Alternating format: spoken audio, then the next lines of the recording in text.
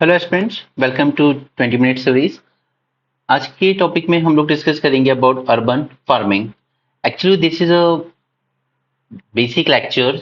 हम लोग foundation build कर रहे हैं for a Mains 450 series session on agriculture 4.0। Okay, because इसी का एक इम्पॉर्टेंट कंपोनेंट होगा urban farming. No, what is the problem? आखिर क्यों इस वक्त वर्ल्ड अर्बन फार्मिंग की बात कर रहा है? इनफैक्ट न्यूयॉर्क में तो almost a sort of revolution is going on with respect to rooftop farming. Now, why all this is happening? दो मेजर रीजन है। पहला कि जिस तरीके से हमारा अर्बनाइजेशन एक्सपैंड हो रहा है, तो there is need for fresh fruits and vegetables, right? That is one thing. And दूसरा and most important reason is कि जो कंटेमिनेशन आ रहा है आजकल। इंडिया कैंसर का आज कैपिटल बन चुका है, हब बन चुका है, एंड उसका सबसे बड़ा रीजन है कि बहुत ज्यादा कंटेमिनेट होकर आ रहे हैं हमारे फ्रूट्स एंड वेजिटेबल्स। बहुत ज्यादा ज्यादा पेस्टिसाइड्स इनमें यूज किया जा रहा है, राइट? सो इसी वजह से and the demand for the fresh fruits and vegetables, इसीलिए आजकल बात की जा रही है अर्बन फार्मिंग की। ओके, इसके कई तरीके हैं, बहुत मेथडोलॉजीज हैं इसमें। इसमें दो इंपॉर्टेंट होंगी, एक्वापॉनिक्स एंड हाइड्रोपॉनिक्स। इन दो पर हम सेपरेट 20 मिनट सेशन करेंगे। आज सिर्फ हम इसका ओवरव्यू देखेंगे अबाउट द अर्बन फार्मिंग, और उसके बाद एक्वापॉनिक्स एंड हाइड्रोपोनिक्स, इसके बारे में इन डेप्थ डिस्कशन करेंगे इन अदर 20 मिनट लेक्चर्स। क्योंकि वो आपके प्रीलिम्स में भी पूछा जा सकता है, एट द सेम टाइम कई बार डायरेक्टली पूछकर भी उसके pros and cons, benefits and challenges आपसे पूछे जा सकते हैं। तो फिलहाल हम आज अर्बन फार्मिंग को देखते हैं। 23 सितंबर को यहाँ पर न्यूज आर्टिकल भी था द हिंदू में about agriculture 4.0 and how urban farming is shaping the future of food security.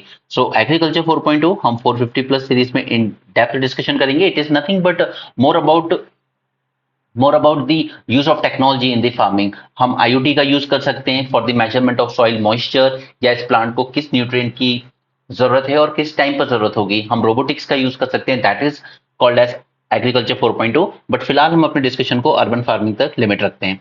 इसके अगर हम एग्जांपल्स देखें तो वर्टिकल फार्मिंग हो सकता है example, rooftop farming, community gardens, indoor farming, aquaponics, hydroponics, microgreen, जैसे अपने किचन या बालकनी में ही लोग उगा लेते हैं धनिया टाइप की चीजें या हरी मिर्ची। ओके, ये रूफटॉप फार्मिंग आप यहाँ देख सकते हैं। न्यूयॉर्क में kind of revolution is going on in this. यहाँ पे आप अपने ही बिल्डिंग के टेरेस पर पॉली हाउस बना सकते हो। ये मोदी जी ने इनके साथ फोटोशूट, मोदी जी ने इनके साथ जब से फोटोशूट कराया तब से मीडिया ये दिखाने लगा था कि इस तरीके से आप, ये छोटी छोटी काउएं आंध्र प्रदेश में पाई जाती हैं, ये इनको यूज कर सकते हो, आप लाइव स्टॉक कर सकते हो अपने खुद के गार्डन्स में। और ये जो काऊ है ये करीब करीब 12 लीटर तक का मिल्क दे सकती है। Okay, so that is good enough. तो हम लोग जब अर्बन फार्मिंग की बात करें तो हमारा फोकस सिर्फ क्रॉप, फ्रूट या वेजिटेबल्स पर नहीं है, हमारा फोकस लाइव स्टॉक सेक्टर पर भी है। Okay, this is again example of root of farming. आप देख सकते हैं यहाँ पर, ये है आपका वर्टिकल फार्मिंग, यानी कि पूरी की पूरी बिल्डिंग में एक के ऊपर एक लेयर के थ्रू ही हम लोग इस चीज को ग्रो कर रहे हैं। अब देखिए फ्यूचर में यही होगा कि एग्रीकल्चर लैंड जितने आज अवेलेबल है उतने वास्ट एरिया में अवेलेबल नहीं होंगे। इसी तरीके से this is future of the world. इसी तरीके से बिल्डिंग बनाई जाएगी, यही फार्म बिल्डिंग होगी, इसमें सारी मॉडर्न टेक्नोलॉजीज यूज की जाएंगी। इस पूरी बिल्डिंग को सिर्फ फार्मिंग के लिए ही यूज किया जाएगा। उसी में हाइड्रोपोनिक्स भी किया जाएगा, उसी में रूफटॉप पर भी किया जाएगा।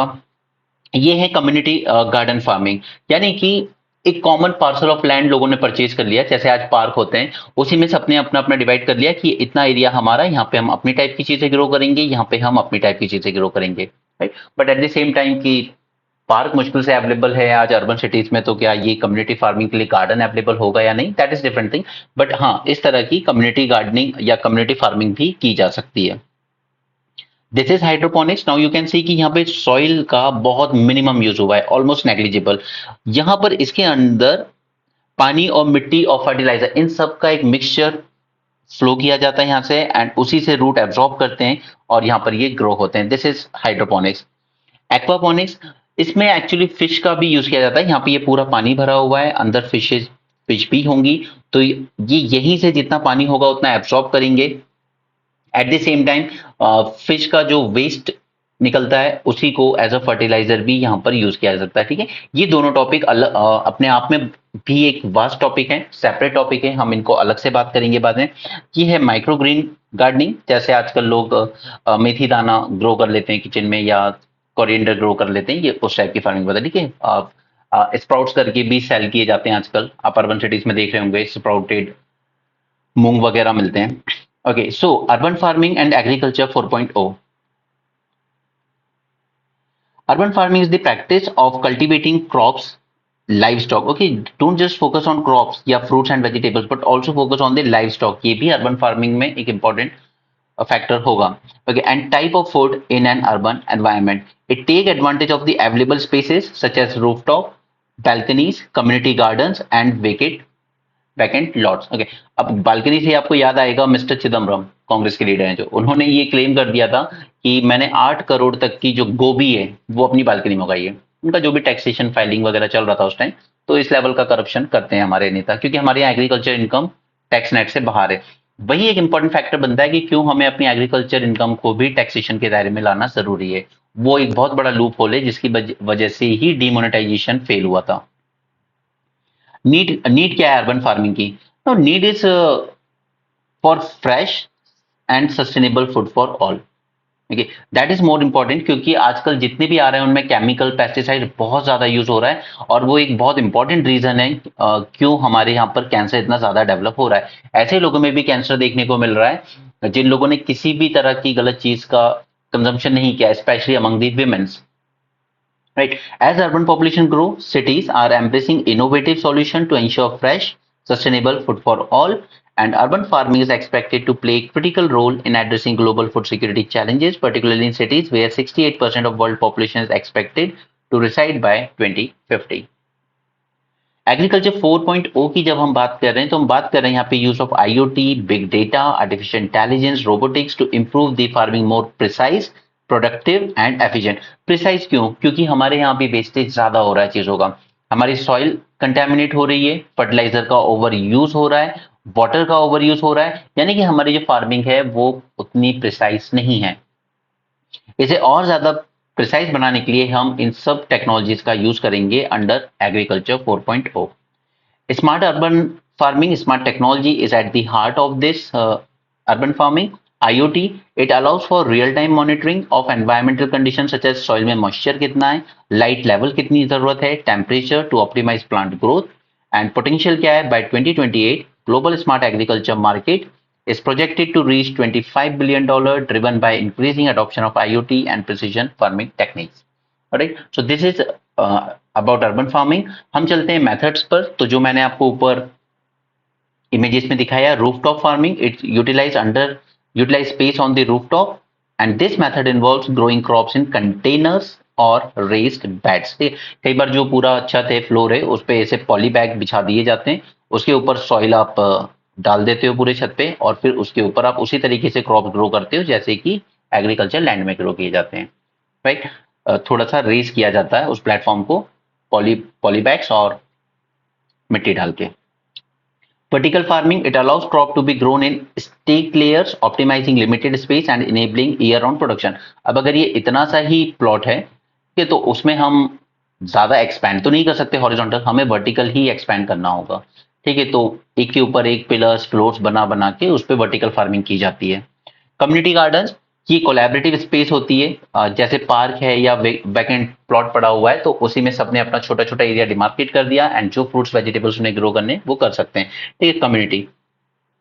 दो इंपॉर्टेंट, हाइड्रोपोनिक्स एंड एक्वापोनिक्स। तो hydroponic system use nutrient rich water instead of soil. ऐसा नहीं कि बिल्कुल यूज नहीं होता सॉइल का, होता है थोड़ा सा, बट मिनिमम, एकदम minimum. It conserve water while providing higher crop yield in smaller areas. Aquaponics, यहाँ पर हम फिश को यूज कर रहे हैं टैंक्स में, and soilless plant culture, they both are combined in aquaponics. Fish का भी यूज हो रहा है एंड प्लांट्स भी ग्रो किए जा रहे हैं, and the aquaponic plants are naturally fertilized by nutrient rich fish raising water. अब ये जो वाटर जिसमें फिश रह रही है उसमें जब वो उसका वेस्ट निकलता है तो वही इस पूरे वाटर को न्यूट्रिएंट रिच बनाता है। Okay, and plant also aid the fish in water purification. Indoor farming, तो ये कोई न्यू नहीं है, आजकल हम लोग एनक्लोज स्ट्रक्चर बना रहे हैं जैसे वेयर हाउसेज या शिपिंग कंटेनर, उसमें हम लोग जो एनवायरमेंटल फैक्टर्स जैसे चाहिए उस प्लांट्स को वो कंट्रोल करते हैं, कितना टेम्परेचर रखना है इस कंटेनर में, कितनी लाइट देनी है इसमें, या कितनी ह्यूमिडिटी मेंटेन करनी है। अब ये सारी चीजें कि किसको कितनी ह्यूमिडिटी, टेम्परेचर, लाइट चाहिए, ये सब चीजें के लिए ही हम लोग टेक्नोलॉजी को यूज करना चाहते हैं, चाहे वो आईओटी हो या आर्टिफिशियल इंटेलिजेंस हो। Vertical farming, smart irrigation system, automated greenhouses are becoming integral of future of food production in urban environment. Microgreening, it is practice of growing microgreens like corianders for commercial purposes in small spaces such as backyard या फिर balcony. Benefit क्या होंगे इसके? सबसे पहला, it will increase the food production, it will allow for cultivation of fresh produce in areas where traditional agriculture is limited. अब दिल्ली के अगर आप कोर हार्ट में देखेंगे तो नॉट पॉसिबल कि हाँ एग्रीकल्चर हो पाए. ठीक है, तो अगर फ्रेश प्रोड्यूस चाहिए तो फिर आप अपने खुद की ही यहाँ फार्मिंग कीजिए. Improve food quality, this can ensure pesticide free produce. ये ही सबसे इंपॉर्टेंट फैक्टर है जो अर्बन फार्मिंग को एक पुश दे रहा है. ठीक है, क्योंकि फार्मर्स से आज वो ट्रस्ट नहीं रहा. कई वीडियोस ऐसे आते हैं जहां पर फ्रूट्स और वेजिटेबल को बहुत ही गंदे पानी से वॉश किया जा रहा है. राइट, केमिकल पेस्टिसाइड तो अलग है, उसके बाद भी अलग से गंदे पानी से वॉश किया जा रहा है, जो दिल्ली के आउटर में नाले हैं उनके पानी से वॉश किया जा रहा है. तो वो ट्रस्ट नहीं है. लोगों ने फ्रूट्स का कंजम्पशन कम कर दिया इसी वजह से. आजकल रेडी वालों से लेने से पहले लोग सोचते हैं कि यार ये सही है भी या नहीं, या फिर हम जाके किसी अच्छी शॉप से लें, फिर वहां पे प्राइस का इशू आ जाता है. So it will ensure the access to fresh, pesticide-free produce, ensuring higher nutritional value and reducing health risk associated with chemical residue. Third is enhanced food security. It will strengthen food security in urban areas by reducing dependence on external food sources, particularly during time of crisis और disruption supply chain, जैसे कि Covid के time पर हुआ था.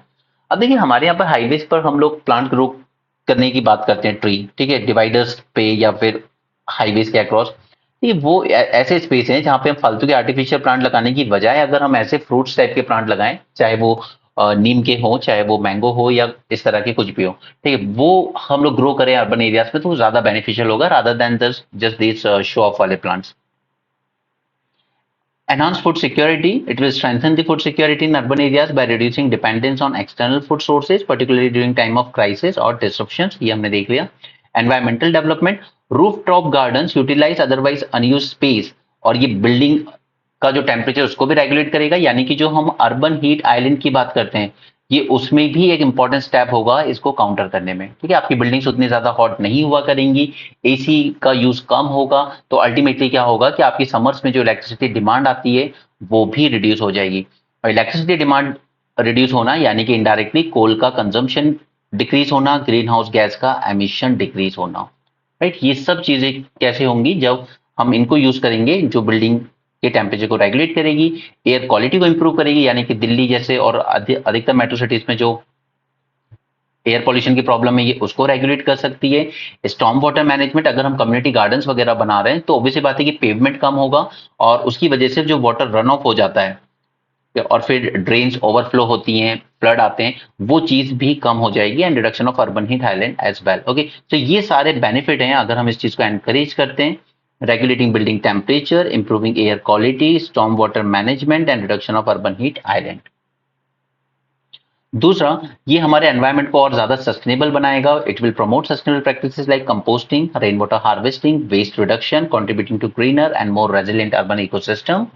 Community को engage किया जाएगा. It will give a sense of community and social cohesion among the people. Eco sensitization, ये लोगों को कनेक्ट करेगा with nature, learn about agriculture and develop a deeper appreciation for food they consume. क्योंकि अभी तक लोग कई बार एप्पल लेके आए, खराब हो गए, दे डोंट केयर. ओके, लेकिन जब वो चीज खुद ग्रो करी होगी तो you will have that sense of attachment कि ये बहुत मेहनत से ग्रो हुई है, we should not waste it. Skill development, community gardens and shared spaces can serve as a platform for knowledge exchange and skill building, especially knowledge exchange, especially with respect to कि जैसे moringa seeds हैं, ठीक है, moringa के आजकल पराठे बनते हैं, मोदी जी ने ही शेयर किए थे कि मैं मोरिंगा के पराठे खाता हूँ. ठीक है, तो ये आपके बैकयार्ड में ही ग्रो हो जाता है, हेल्दी भी है, ठीक है, और बैकयार्ड में भी ग्रो हो रहा है, फ्रेश भी है एकदम. ठीक है, तो इस तरह की नॉलेज एक्सचेंज, न्यूट्रिशन से रिलेटेड बातें, ये सब चीजें फिर एक दूसरे से एक्सचेंज होती हैं. Economic opportunities, by cultivating and selling their produce, individuals can create small scale businesses, especially the housewives, contributing to financial stability and reducing unemployment rate. But इसमें challenges भी हैं. सबसे बड़ा challenge है space का. The rapid urbanization has led to reduction in open space, making it difficult to establish large scale farms. अब हम बात तो कर रहे हैं community farms बनाने की, but क्या हमारे पास उतनी space है? Second is soil contamination. अब विलेजेस में फर्टिलाइजर्स वगैरह के यूज के बाद सॉइल कंटेमिनेट होती है, that is true, but at the same time urban areas के लिए भी ये इतना ही ट्रू है, क्योंकि यहाँ भी हमारी जो सॉइल है It is already contaminated due to industrial activities, various sort of pollutions and improper waste disposal. ठीक है, कल हमने लैंडफिल साइट्स की बात की थी. This contaminated soil can negatively impact crop quality as well as pose health risk to consumers. Water management. Urban farming requires efficient water management as water scarcity is prevalent issue in many Indian cities, including Delhi. ठीक है, पानी की वैसी दिक्कत है. Regulatory challenges. Obtaining necessary permits, adhering to zoning regulation, and addressing potential conflict with existing urban infrastructure can pose a challenge for aspiring urban farmers. तो हम लोग यहाँ पर क्या कर सकते हैं? फर्दर स्टेप्स में 3 चीजें की जा सकती है. फर्स्ट, एक एडिक्वेट पॉलिसी सपोर्ट बनाया जाए to promote urban farming. Second, awareness दी जाए लोगों को अबाउट द मेथड्स, किस मेथड से आप कल्टीवेट कर सकते हैं and what are the benefits of the cultivation. And third, funding and technological support दिया जाए जैसे कि इजराइल करता है अपने यहाँ पर. तब जाकर हम इस अर्बन फार्मिंग को एक बूस्ट दे सकते हैं. Okay, so this was a introductory lecture about this urban farming. इसी से रिलेटेड 2 लेक्चर और करेंगे 20 मिनट सीरीज में हाइड्रोपोनिक्स पर, और दूसरा एक और जो भी है. Okay, and lastly Mains 450 plus में हमें सेशन करना है ऑन एग्रीकल्चर 4.0. ऑलराइट, सो ये 3 वीडियोस आपको ऐप पे मिल जाएंगे. That's it for this session. Thanks for joining. Have a great day and keep learning.